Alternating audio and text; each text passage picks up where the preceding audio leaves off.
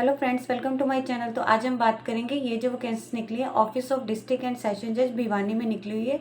यहाँ पे इन्होंने बता रखा है जो एप्लीकेशन इनवाइटेड है, जो भी एलिजिबल कैंडिडेट है जो इसके एलिजिबिलिटी क्राइटेरिया को मीट करते हैं जैसे एजुकेशनल क्वालिफिकेशन, एज वगैरह, तो यहाँ पे जो है अप्लाई कर सकते हैं। तो यहाँ पे इन्होंने वही बताया हुआ है कि जो ये जो वैकेंसी निकली 2024 एंड 25 के लिए यानी 28 फरवरी 2025 तक के लिए हरियाणा कौशल रोजगार निगम के तहत निकली हुई है, जो भी इसके तहत मतलब फिक्स रेट किए गए हुए हैं। यहाँ पे वैकेंसीज की डिटेलिंग बता रखी है, जैसे लेफ्ट ऑपरेटर की 2 निकली हुई है, जनरेटर ऑपरेटर की 2 निकली हुई है। एज बता रखी है, जो भी कैंडिडेट इसके लिए अप्लाई कर रहे हैं, चाहे वो लेफ्ट ऑपरेटर के लिए कर रहे हैं चाहे वो जनरेटर ऑपरेटर के लिए कर रहे हैं, उनकी जो मिनिमम एज है वो 18 ईयर्स तक होनी चाहिए और जो मैक्सिमम एज है 42 ईयर्स तक होनी चाहिए और जो आपकी एज काउंट की जाएगी वो 1 जनवरी 2024 तक काउंट की जाएगी। असेंशियल क्वालिफिकेशन बता रही है, अगर आप लिफ्ट ऑपरेटर के लिए मतलब कर रही हैं तो आपने मैट्रिक पास की होनी चाहिए, उसमें आपका हिंदी या संस्कृत एक वन ऑफ द सब्जेक्ट जरूर होना चाहिए किसी भी रिकॉग्नाइज यूनिवर्सिटी से मैट्रिक में यानी। एंड इसके अलावा आपने आईटी की होनी चाहिए इलेक्ट्रीशियन में किसी भी इंस्टीट्यूट से या उसके क्लाइंट कोई भी स्टडी की होनी चाहिए। इसके अलावा आपके पास 2 ईयर का एक्सपीरियंस होना चाहिए मतलब लिफ्ट को मेंटेन एंड ऑपरेट करने का। नेक्स्ट इन्होंने बता रहा है, अगर आप जनरेटर यहाँ पे ऑपरेटर के लिए अप्लाई करें तो आपने मेट्रिकुलेशन की होनी चाहिए, उसमें वही आपका हिंदी एंड संस्कृत में से वन ऑफ द सब्जेक्ट जरूर होना चाहिए और आपने अपनी जो मैट्रिक है वो किसी रिकॉग्नाइज बोर्ड या यूनिवर्सिटी से की होनी चाहिए। इसके अलावा आपके पास आईटी ट्रेड सर्टिफिकेट होना चाहिए जनरेटर या फिर डीजल इंजन का किसी भी गवर्नमेंट इंस्टीट्यूट से या उसके क्लाइंट आपने कोई भी स्टडी की होनी चाहिए। इसके अलावा आपके पास 2 ईयर का एक्सपीरियंस होना चाहिए और किसी भी जनरेटर को ऑपरेट एंड मेंटेन करने का। मतलब यहाँ पे स्पेशली बता रखे लिफ्ट ऑपरेटर के लिए अप्लाई करें तो लिफ्ट को ऑपरेट एंड मेंटेन करने का आपके पास एक्सपीरियंस है। अगर आप जनरेटर ऑपरेटर के लिए कर रहे हैं तो आपको जनरेटर को ऑपरेशन यहाँ पे मेंटेन करने का मतलब उसके ऑपरेशन एंड मेंटेनेंस का जो आपके पास 2 ईयर्स का एक्सपीरियंस होना चाहिए। लास्ट डेट बता रखी है आपके एप्लीकेशन फॉर्म को सेंड करने की जो लास्ट डेट है 10 जनवरी 2025 5 बजे से पहले पहले आपने जो एप्लीकेशन फॉर्म सेंड कर देना है। अगर आपका एप्लीकेशन फॉर्म ड्यू डेट के बाद रिसीव हो रहा है तो उसे एंटर नहीं किया जाएगा। एप्लीकेशन इन्होंने बता रखा है आपने इस एड्रेस पे सेंड करना, office of district and session जज भिवानी। एप्लीकेशन फॉर्म लिखे आप इसकी ऑफिशियली वेबसाइट से जाकर डाउनलोड कर सकते हैं। इसके अलावा कैंडिडेट को एडवाइस की जाती है कि वो इसकी ऑफिशियली वेबसाइट है उसे लगातार चेक करते रहे।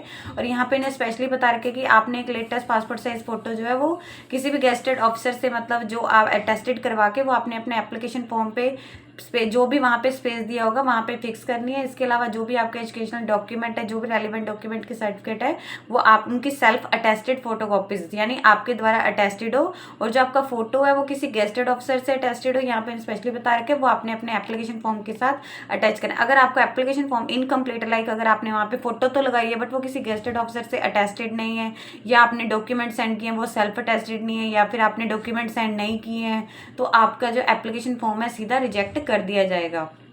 इंटरव्यू का स्केड्यूल बता रखा है, जो आपके इंटरव्यू का स्केड्यूल रहेगा, जो भी कैंडिडेट की लिस्ट रहेगी जो इन्हें लगेगा कि इसके लिए एलिजिबल है इसके इंटरव्यू के लिए, इसकी ऑफिशियल वेबसाइट पर लिखे कि उसे मतलब अपलोड कर दिया जाएगा। इसके अलावा कोई भी आपको टीएडीए नहीं दिया जाएगा। तो यहाँ पे इन्होंने वही बता रखा है, जैसे आप इसकी ऑफिशियली वेबसाइट पे जाएंगे, ये इसकी ऑफिशियली वेबसाइट है, यहाँ पे आपको इसके रिक्वायरमेंट वाले सेक्शन में जाना है।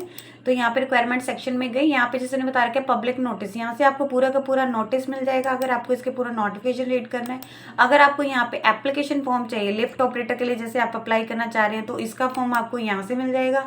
ये वाला यहाँ पे जैसे इन्होंने बता रखा है ये लिफ्ट ऑपरेटर का है एंड यहाँ पे आपको जो है अगर आप इसके जनरेटर ऑपरेटर के लिए अप्लाई कर रहे हैं तो आपको यहाँ पे इसके जनरेटर ऑपरेटर का जो है एप्लीकेशन फॉर्म मिल जाएगा। जनरेटर ऑपरेटर के लिए यहाँ पे आपको अपनी पासपोर्ट साइज फोटो जो है वो फिक्स करनी पड़ेगी जो किसी गेस्टेड ऑफिसर से अटेस्टेड हो। यहाँ पे ओटी आ जाएगा मतलब जनरेटर ऑपरेटर की पोस्ट। यहाँ पे कैंडिडेट ने अपना नेम लिख देना है, कैपिटल लेटर्स में लिखना है। यहाँ पे उनके फादर या हस्बैंड नेम आ जाएगा, यहाँ पे उनकी डेट ऑफ बर्थ आ जाएगी कि क्या है, जैसे इन्होंने 18 से 42 साल तक आपने लिख देनी है। तो यहाँ पे आपको एप्लीकेशन फॉर्म आ जाएगा कि यहाँ एज आपने लिख देनी है, यहाँ पे आ जाएगा नेशनलिटी कौन सी है, इंडियन है। यहाँ पे आपका कंप्लीट परमानेंट एड्रेस आ जाएगा, कंप्लीट कॉरेस्पॉन्डेंस एड्रेस आ जाएगा, पिन कोड के साथ आपने लिख देना है। देन यहाँ पे आपकी कैटेगरी आ जाएगी, आप कौन सी कैटेगरी से बिलोंग करते हैं। यहाँ पे आपकी एकेडमिक क्वालिफिकेशन आ जाएगी, जैसे इन्होंने 10th मांगी हुई है वो आपने लिख देनी है, कौन से बोर्ड से, कौन से ईयर से, कौन से डिवीजन, कितनी परसेंटेज थी, कौन सा आईटी जैसे इन्होंने मांगी है कि इलेक्ट्रीशियन में होनी चाहिए। अगर आप लिफ्ट ऑपरेटर के लिए करें तो वो आपने यहाँ पे लिख देनी है कि कौन से बोर्ड से या यूनिवर्सिटीज की कौन सी ईयर में पास की। अगर आपके अदर देन इसके अलावा कोई क्वालिफिकेशन है वो आप यहाँ पे लिख सकते हैं। इसके अलावा यहाँ पे आपने अपना कॉन्टैक्ट मोबाइल नंबर लिख देना है जो भी आपका रहेगा। यहाँ पे ईमेल आईडी लिख देनी है। यहाँ पे इन्होंने बता रखा है जो भी डॉक्यूमेंट है उनकी आपने सेल्फ अटेस्टेड फोटोकॉपी सेंड करनी है। जैसे यहाँ पे आपका 10th का आ गया, आईटी का अगर आप कैटेगरी किसी रिजर्व कैटेगरी से बिलोंग करते हैं वो आपने यहाँ लिख देना है। यहाँ पे आपका डेट ऑफ बर्थ का प्रूफ, ये सारे आपने जो इनकी सेल्फ अटेस्टेड फोटोकॉपी आपने इसके साथ सेंड करनी है। और यहाँ पे डिक्लेरेशन दे रखी है, यहाँ पे कैंडिडेट का नेम नेम आ जाएगा कि मैं यहाँ पे डिक्लेयर करता हूँ जो भी मैंने इन्फॉर्मेशन भरी है ट्रू है। अगर कहीं पे भी ऐसा लगता है कि गलत है तो मतलब मेरे अगेंस्ट कोई भी जो है यहाँ पे किया जा सकता है। यहाँ पे कैंडिडेट ने सिग्नेचर कर देना, कौन से डेट एंड कौन से प्लेस से आप अपना फॉर्म भरे वो लिख देना है। ये आप करेगा अगर आप जनरेटर ऑपरेटर के लिए अप्लाई कर रहे हैं।